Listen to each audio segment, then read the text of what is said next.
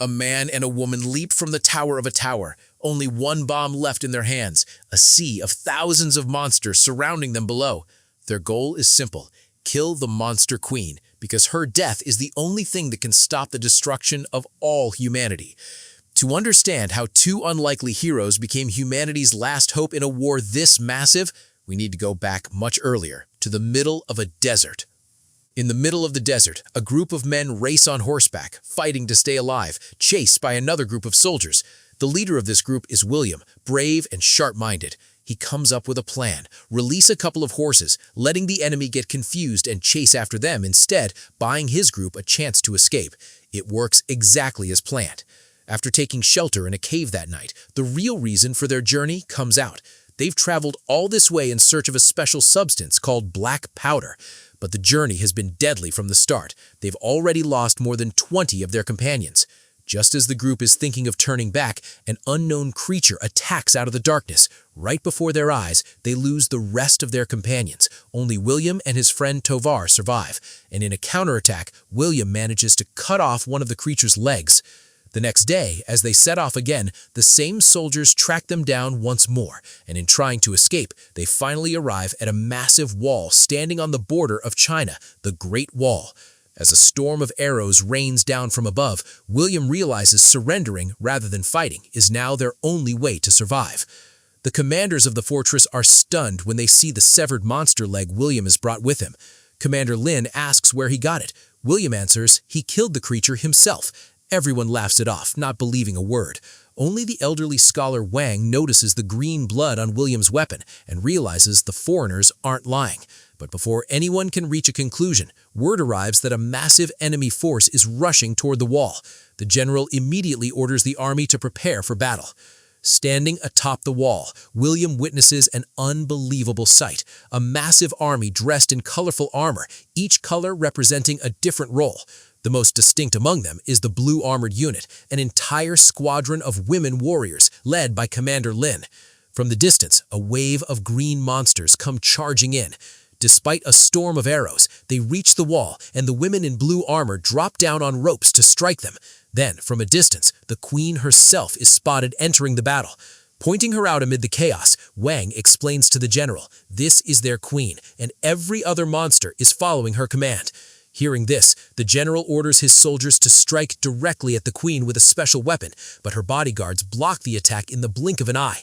Enraged, the queen roars, and on her command, the monsters begin climbing straight up the wall. Seeing the danger, William rushes to save Tovar, but a monster is about to seize him.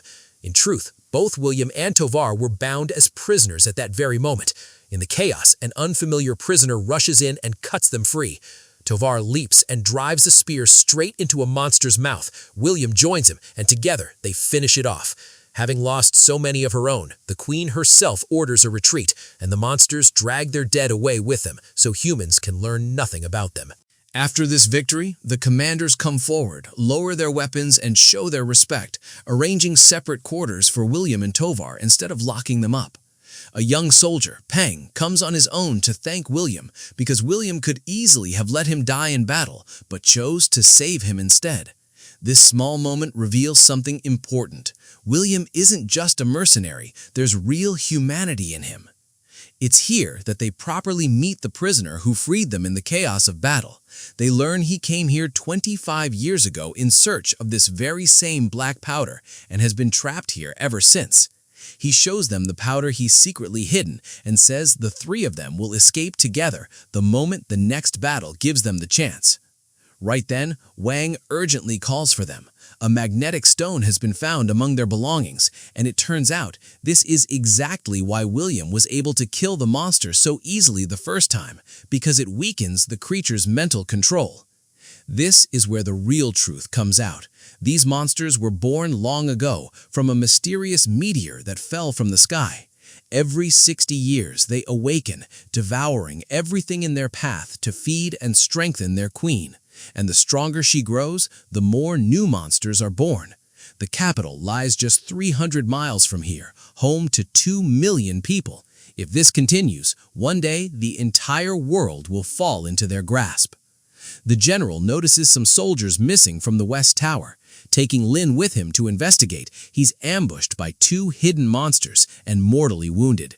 With his final breath, he names Lin the new commander and warns her these monsters aren't mindless beasts, they're calculating, and underestimating them would be a fatal mistake. A few days later, an official arrives from the capital carrying records from a battle 60 years ago. The same records confirm that the monsters had been paralyzed near magnets back then, too. To test this theory, William suggests capturing a monster alive using a harpoon. Tovar isn't on board. Their real plan, after all, is to escape. Still, that night, harpoons coated with a sedative are launched. Most of the monsters break free and flee, but one stays trapped. In the middle of this danger, William returns at the last moment to help his friends, fighting desperately to secure the captured creature.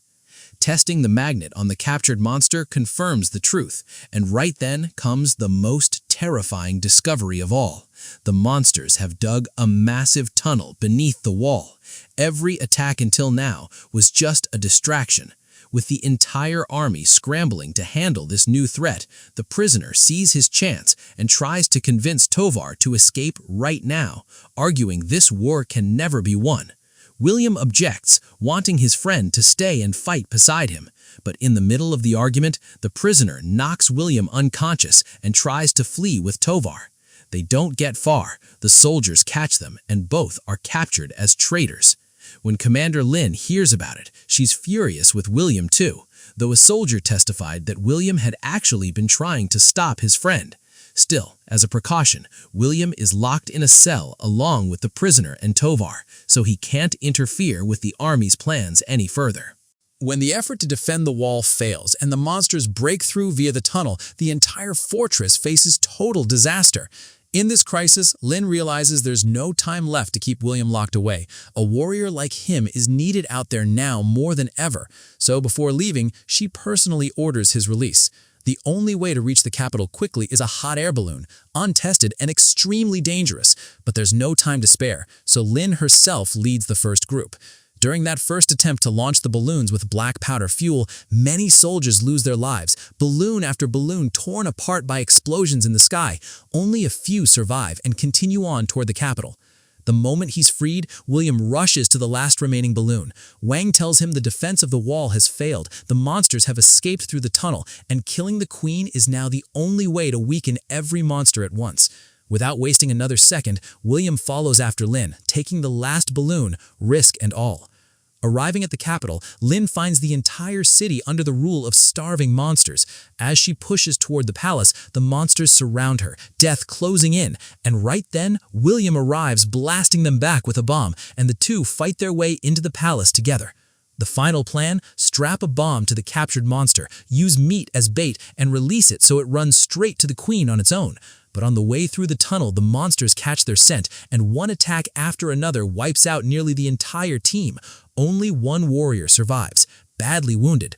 Trapped inside the tunnel with monsters closing in from every direction, there's no way out left until, in the final moment, the wounded warrior detonates the bomb strapped to his own body, blocking the path with himself, sacrificing his life to give the others a chance.